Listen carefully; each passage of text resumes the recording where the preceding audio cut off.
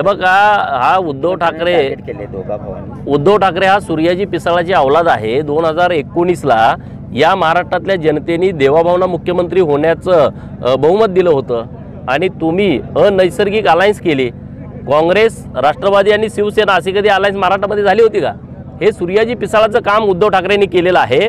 देवाभाऊ या महाराष्ट्रातल्या गोरगरीब लोकांच्या गळ्यातील ताईत आहेत।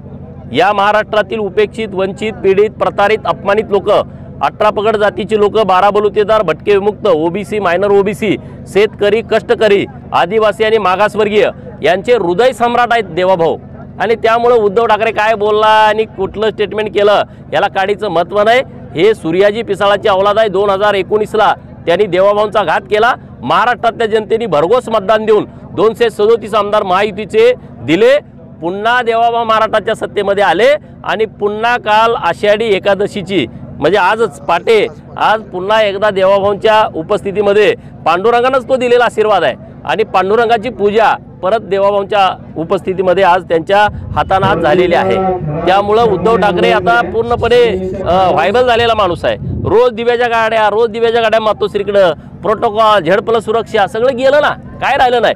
कोणाची गाडी वाट बघत बसली, कोण येतंय का, कोण माझी वेळ घेतंय का? अरे येणार कोण आता? सगळे निघून गेले, कुणी येण्यासारखं नाही। आणि माणूस जेव्हा मानसिकदृष्ट्या खच्चीकरण होतो, जेव्हा आता तुम्ही मीडियामध्ये काम करता, रोज तुम्हाला माणसं पाहिजेत। तुम्हाला जर घरात ठेवलं आठवडाभर तर तुम्ही काय कराल सांगा ना? रोज ह्या पार्टीचा माणूस त्या पार्टीचा पुढे जाऊन तुम्ही प्रश्न विचारताय आणि 8 दिवस तुम्हाला घरात ठेवलं तर तुमची मानसिकता बिघडेल। तशा पद्धतीने उद्धव साहेबांची मानसिकता पूर्णपणे बिघडलेली आहे। तिकडे कोण वेळ पण मागणार आणि तिकडे भेटायला पण कोण येणार। सगळी गर्दी आता भाजपाकडे आहे, सगळी गर्दी आता एकनाथ शिंदे साहेबांच्या शिवसेनेकडे आहे। त्यामुळे आता त्यांचं वैफल्यग्रस्तपणातून केलेलं त्यांनी ते स्टेटमेंट आहे। राज ठाकरेमुळे त्यांना काय फायदा होईल का? आगे देखो होता है क्या? अजून राजकारणात निवडणुका खूप पुढे आहेत।